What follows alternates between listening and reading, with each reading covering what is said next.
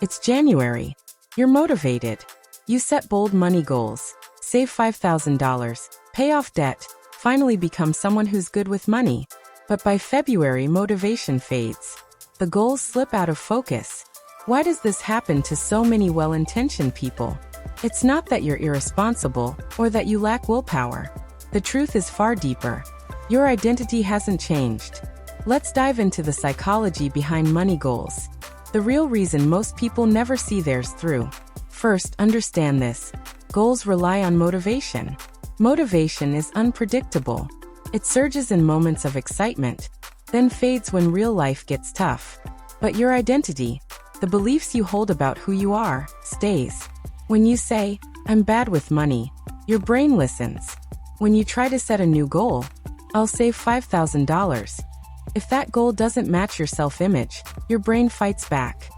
Even if you set 50 reminders, your subconscious whispers, "This isn't who I am." Let's talk about the identity gap. Picture your old identity. "I'm bad with money." Now you create a new goal. "I'll save $5,000. These two don't match. It's like trying to run a marathon with the wrong shoes. You might sprint for a while, but you'll trip. The mind rejects goals that don't feel true. It defaults to your familiar story. So what's the alternative? Identity-based goal setting. This is where everything changes. Step 1. Choose who you want to become. Don't just wish for a result. Imagine the kind of person you'd be if you achieved it. Step 2. Choose one small behavior that person would do daily. Step 3. Practice that behavior. Step 4. Let the identity form naturally. It's not about forcing change. It's about becoming. Here's a practical example. Let's say the identity you want is, "I'm someone who checks my money calmly."